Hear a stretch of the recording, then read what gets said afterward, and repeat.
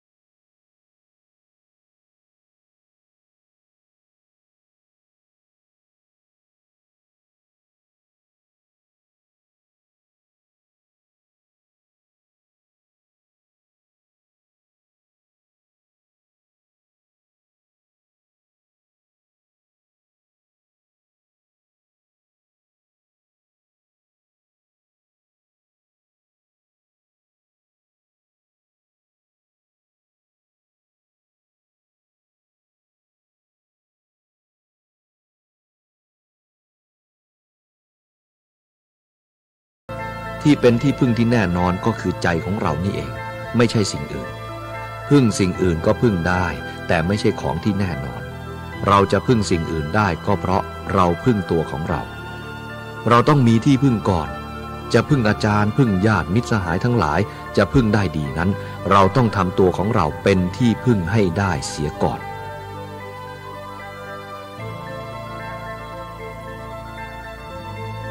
วันนี้ที่มากราบนมัสการทั้งคฤหัสถ์และบรรพชิตขอให้รับโอวาทนี้ไปพินิจพิจารณาเราทุกคนให้นึกเสมอว่าเราคืออะไรเราเกิดมาทำไมนี่ถามปัญหาเจ้าของอยู่เสมอว่าเราเกิดมาทำไมให้ถามเสมอบางคนไม่รู้นะแต่อยากได้ความสุขใจมันทุกข์ไม่หายรวยก็ทุกข์จนก็ทุกข์เป็นเด็กเป็นคนโตก็ทุกข์ทุกข์หมดทุกอย่างเพราะอะไรเพราะว่ามันขาดปัญญาเป็นคนจนก็ทุกข์เพราะมันจนเป็นคนรวยก็ทุกข์เพราะมันรวยมากของมากๆรักษาคนเดียวในสมัยก่อนอาตมาเคยเป็นสามเณรเคยเทศให้โยมฟังครูบาอาจารย์ท่านให้เทศพูดถึงความร่ำรวยในการมีทาสให้มีทาสสัก100ผู้หญิงก็ให้ได้สัก100ผู้ชายก็100มีช้างก็100มีวัวก็100มีควายก็100มีแต่สิ่งละ100ทั้งนั้นญาติโยมได้ฟังแล้วก็สบายใจให้โยมไปเลี้ยงควายสัก100เอาไหมเอาควาย100เอาวัว100มีทาสผู้หญิงผู้ชายอย่างละ100ให้โยมรักษาคนเดียวมันจะดีไหมนี่ไม่คิดดูแต่ความอยากมีวัวมีควายมีช้างมีม้ามีทาสสิ่งละ100น่าฟังอุ้ยอิ่มใจเหลือเกินมันสบายนะ แต่อาตมาเห็นว่าได้สัก5 สัก 10 ตัวก็พอแล้วแค่ฟั่นเชือกเท่านั้นก็เต็มทีแล้วอันนี้โยมไม่คิดแต่ได้ไม่คิดถึงว่ามันจะยากจะลำบากสิ่งทั้งหลายที่มีอยู่ในตัวเรานี้ถ้าเราไม่มีปัญญาจะทำให้เราทุกข์นะถ้าเรามีปัญญานำออกจากทุกข์ได้ตาหูจมูกลิ้นกายใจตาไม่ใช่ของดีนะถ้าเราใจไม่ดีไปมองคนบางคนไปเกลียดเขาอีกแล้วมันนอนเป็นทุกข์อีกแล้วไปมองดูคนบางคนรักเขาอีกแล้วรักเป็นทุกข์อีกแล้วมันไม่ได้ก็เป็นทุกข์เกลียดก็เป็นทุกข์รักก็เป็นทุกข์เพราะมันอยากได้ก็เป็นทุกข์ไม่อยากได้ก็เป็นทุกข์ของที่ไม่ชอบใจอยากทิ้งมันไปอยากได้ของที่ชอบใจของที่ไม่ชอบใจได้มามันก็ทุกข์ของที่ชอบใจได้มาแล้วกลัวมันจะหายอีกแล้วมันเป็นทุกข์ทั้งนั้นไม่รู้ว่าจะอยู่อย่างไรบ้านหลังใหญ่ๆขนาดนี้ก็นึกว่าจะให้มันสบายขึ้นเก็บความสบายเก็บความดีไว้ในนี้ถ้าคิดไม่ดีมันก็ไปไม่ได้ทั้งนั้นแหละญาติโยมทั้งหลายจงมองดูตัวของเราว่าเราเกิดมาทำไมเราได้อะไรไว้ไหมอาตมาเคยรวมคนแก่เอาคนแก่อายุเลย80ขึ้นไปมาอยู่รวมกันอาชีพทำนาตามบ้านนอกของเราทำนามาตั้งแต่นู้นเกิดมาได้17-18 ปีก็รีบแต่งงานกลัวจะไม่รวยทำงานตั้งแต่เล็กๆให้มันรวยทำนาจน70 ปีก็มี80 ปีก็มี90 ปีก็มีที่มานั่งรวมกันฟังธรรมโยมอาตมาถามโยมจะเอาอะไรไปไหมเนี่ยเกิดมาก็ทำอยู่จนเดี๋ยวนี้แหละผลที่สุดจะไปจะได้อะไรไปไหมไม่รู้จักตอบได้แต่ว่าจังว่าเป็นภาษาอีสานเป็นคำรับที่แสดงความไม่รู้หรือความไม่แน่ใจคล้ายภาษากลางว่านั่นละสินั่นละสินี่ตามภาษาเขาว่ากินลูกว่าเพลินกับลูกว่ามันจะเสียเวลาเพราะจังว่านี่แหละจะไปก็ไม่ไปจะอยู่ก็ไม่อยู่มันอยู่ที่จังว่านั่งอยู่กลางๆอยู่ง่านั่งอยู่บนคาคบนั่นแล้วมีแต่จังว่าตอนยังหนุ่มๆครั้งแรกอยู่คนเดียวเข้าใจว่าเป็นโสดไม่สบายหาคู่ครองเรือนมันจะสบายเลยหาคู่ครองมาครองเรือนให้เอาของ2 อย่างมารวมกันมันก็กระทบกันอยู่แล้วอยู่คนเดียวมันเงียบเกินไปไม่สบายแล้วเอาคน2 คนมาอยู่ด้วยกันมันก็กระทบกันก๊อกแก๊กนั่นแหละลูกเกิดมาครั้งแรกตัวเล็กๆพ่อแม่ก็ตั้งใจว่าลูกเราเมื่อมันโตขึ้นมาขนาดนึงเราก็สบายแล้วก็เลี้ยงมันไป3 คน4 คน5 คนนึกว่ามันโตเราจะสบายเมื่อมันโตมาแล้วมันยิ่งหนักเหมือนกับแบกท่อนไม้อันหนึ่งเล็กอันหนึ่งใหญ่ทิ้งท่อนเล็กแล้วแบกเอาท่อนใหญ่นึกว่ามันจะเบาก็ยิ่งหนักลูกเราตอนเด็กๆมันไม่กวนเท่าไหร่หรอกโยมมันกวนถามกินข้าวกินกล้วยเมื่อมันโตขึ้นมาเนี่ยมันถามเอารถมอเตอร์ไซค์มันถามเอารถเก๋งเอาละความรักลูกจะปฏิเสธไม่ได้ก็พยายามหามันก็เป็นทุกข์ถ้าไม่ให้มันก็เป็นลูกบางทีพ่อแม่ทะเลาะกันอย่าเพิ่งไปซื้อมันเลยรถเนี่ยมันยังไม่มีเงินแต่ความรักลูกก็ต้องไปกู้คนอื่นเข้ามาเห็นอะไรก็อยากซื้อมากินแต่ก็อดกลัวมันจะหมดเปลืองหลายอย่างต่อมาก็มีการศึกษาเล่าเรียนถ้ามันเรียนจบเราก็จะสบายหรอกเรียนไม่จบมันจบไม่เป็นมันจะจบอะไรเรียนไม่มีจบหรอกทางพุทธศาสนานี่เรียนจบศาสตร์อื่นนอกนั้นมันเรียนต่อไปเรื่อยๆเรียนไม่จบเอาไปเอามาก็เลยวุ่นเท่านั้นแหละบ้านหนึ่งเรียน4 คน5 คนตายพ่อแม่ทะเลาะกันไม่มีวันเว้นละอย่างนั้นความทุกข์มันเกิดมาภายหลังเราไม่เห็นนึกว่ามันจะไม่เป็นอย่างนี้เมื่อมันมาถึงเข้าแล้วจึงรู้ว่าโอ้มันเป็นทุกข์ทุกข์อย่างนั้นจึงมองเห็นยากทุกข์ในตัวของเรานะโยมพูดตามประสาบ้านนอกของเราเรื่องฟันของเรานะโยม ตอนไปเลี้ยงวัวเลี้ยงควายขี้ถ่านไฟก็ยังเอามาถูฟันให้มันขาวไปถึงบ้านก็ไปยิงฟันใส่กระจกนึกว่ามันขาวถูฟันแล้วนี่ไปชอบกระดูกชอบเจ้าของไม่รู้เรื่องพออายุถึง50-60 ปีฟันมันโยกเอาสิฟันโยกมันจะร้องไห้กินข้าวน้ำตามันก็ไหลเหมือนกับถูกศอกถูกเข่าเขาอยู่ทุกเวลาฟันมันเจ็บมันปวด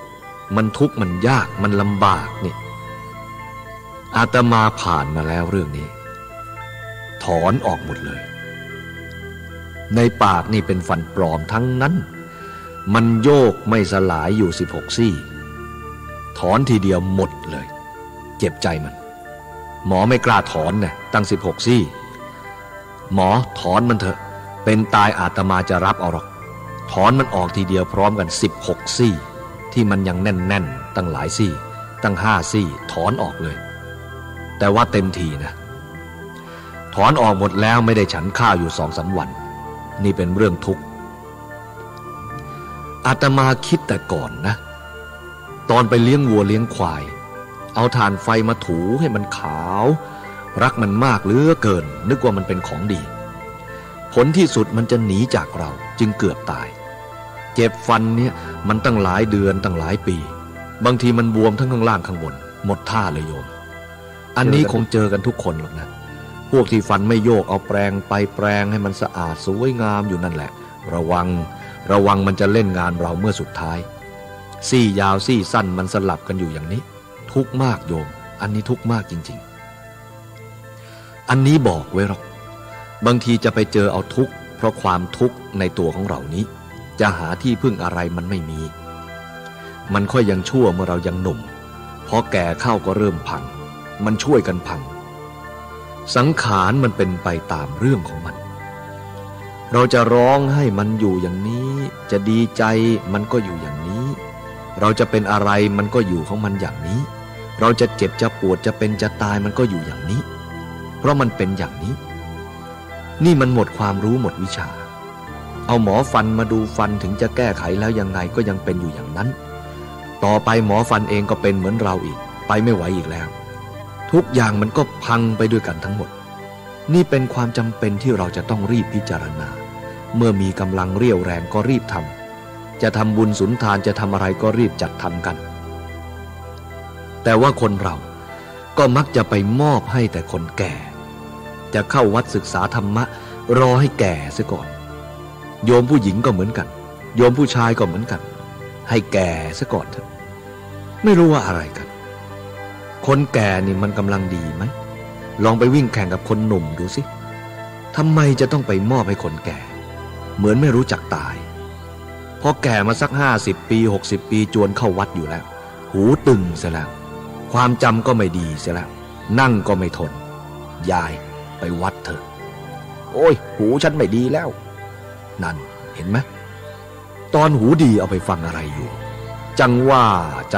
มันคาแต่ลูกว่าอยู่นั่นแหละจนหูมันหนวกซะแล้วจึงไปวัด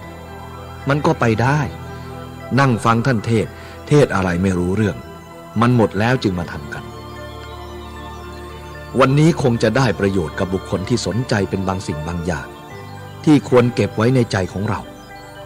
สิ่งทั้งหลายนี่เป็นมรดกของเราทั้งนั้นมันจะรวมมาให้เราแบกทั้งนั้นแหละขานี่เป็นสิ่งที่วิ่งได้มาแต่ก่อนอย่างขาอาตมาเนี่ยจะเดินมันก็หนักสกลร่างกายจะต้องแบกมันแต่ก่อนนั้นมันแบกเราบัดนี้เราแบกมันสมัยเป็นเด็กเห็นคนแก่ๆลุกขึ้นก็โอ้ยนั่งลงก็โอ้ยมันทุกข์ถึงขนาดนั้นเรายังไม่เห็นโทษมันเมื่อจะหนีจากมันเราไม่รู้จักที่ทำเจ็บทำปวดขึ้นมาเนี่ยเรียกว่าสังขารมันเป็นไปตามเรื่องของมันเป็นประดงไฟประดงข้อประดงงอประดงจิปาถะหมอเอายามาใส่ก็ไม่ถูกผลที่สุดก็พังไปทั้งหมดอีกคือสังขารมันเสื่อมมันเป็นไปตามสภาพของมันจะเป็นของมันอยู่อย่างนั้นอันนี้เป็นเรื่องของธรรมชาติฉะนั้นให้ญาติพี่น้องให้พากันเห็นถ้าเห็นแล้วก็จะไม่เป็นอะไรอย่างงูอสรพิษตัวร้ายๆมันเลื้อยมาเราเห็น เราเห็นมันก่อนก็หนีมันไม่ได้กัดเราหรอกเพราะเราได้ระวังมันถ้าเราไม่เห็นมันเดินไปไม่เห็นก็ไปเหยียบมันเดี๋ยวมันก็กัดเลย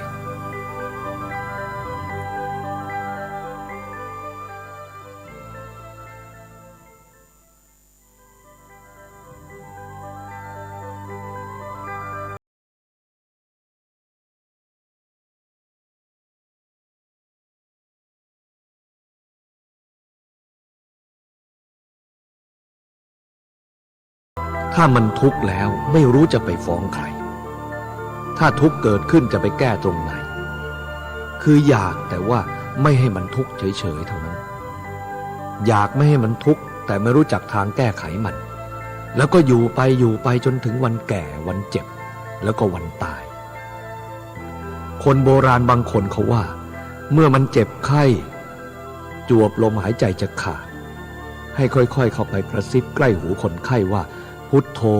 พุทโธพุทโธมันจะเอาอะไรพุทโธนั่นนะ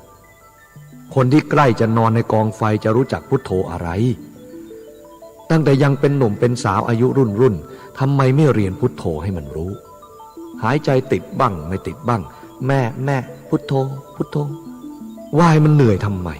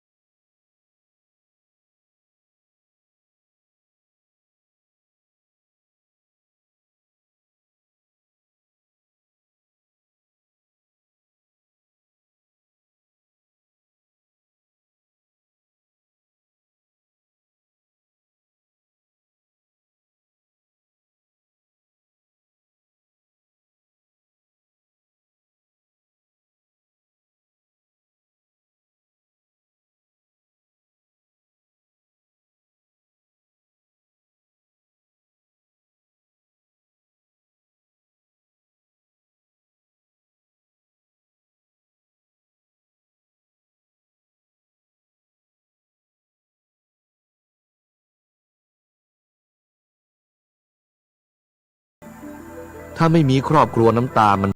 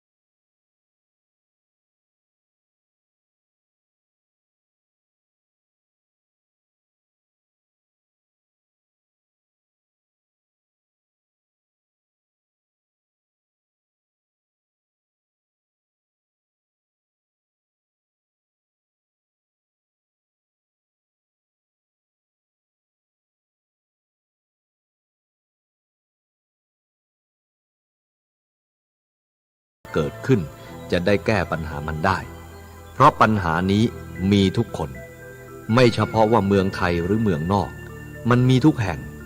ถ้าคนไม่รู้จักแก้ปัญหาแล้วก็มีความทุกข์ความเดือดร้อนเป็นธรรมดาเมื่อปัญหาเกิดขึ้นมาแล้วหนทางที่จะแก้ไขมันก็คือปัญญาสร้างปัญ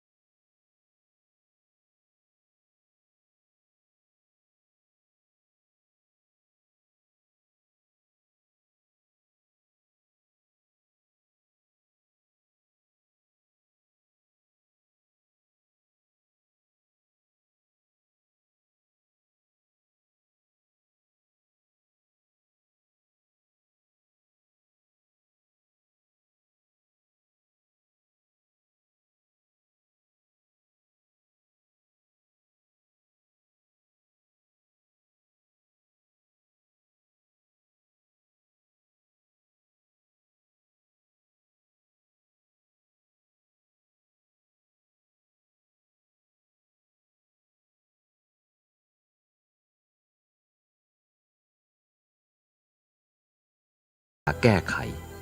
ปัญหาทั้งหลายเหล่านี้ก็ทำจิตของเราให้ยุ่ง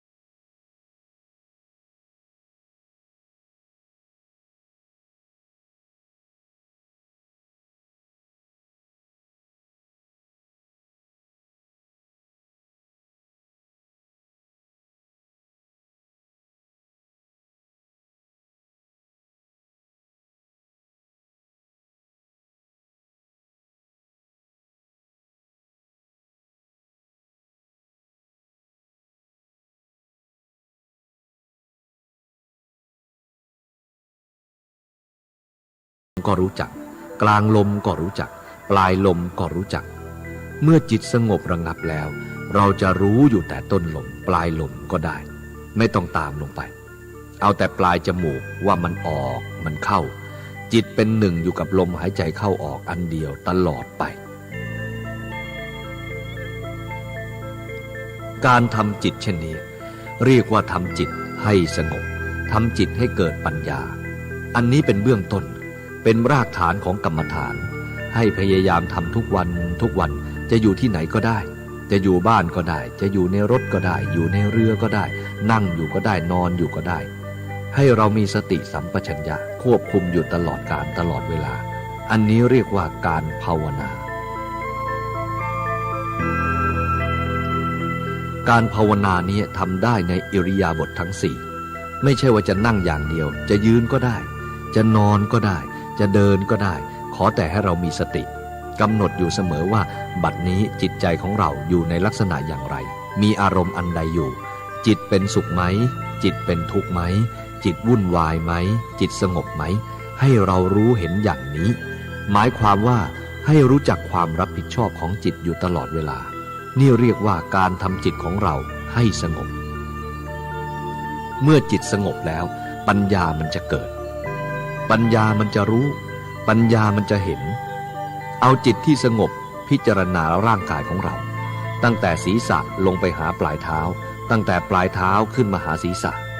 พิจารณากลับไปกลับมาอยู่เรื่อยอันนี้สักแต่ว่าธาตุเท่านั้นอวัยวะร่างกายของเราสิ่งที่ข้นแข็งเป็นธาตุดินสิ่งที่มันเหลวไหลเวียนไปในร่างกายท่านเรียกว่าธาตุน้ำลมพัดขึ้นเบื้องบนลงเบื้องต่ำท่านเรียกว่าธาตุลมความร้อนอบอุ่นในร่างกายท่านเรียกว่าธาตุไฟคนใดคนหนึ่งเมื่อแยกออกแล้วมีสี่อย่างนี้เท่านั้นคือมีดินน้ำลมไฟสัตว์ไม่มีมนุษย์ไม่มีไทยไม่มีฝรั่งไม่มีเขมรไม่มียวนไม่มีลาวไม่มีใครมีดินน้ำมีลมไฟเท่านั้นที่เป็นอยู่แล้วสมมุติว่าเป็นบุคคลเป็นสัตว์ขึ้นมาความเป็นจริงไม่มีอะไร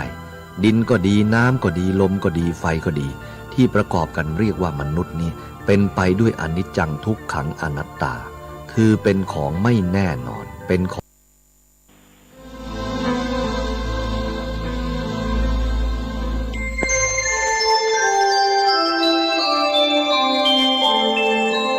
ขณะนี้ท่านกำลังฟังสถานีวิทยุกระจายเสียงพระพุทธศาสนา FM 104.5 เมกะเฮิรตซ์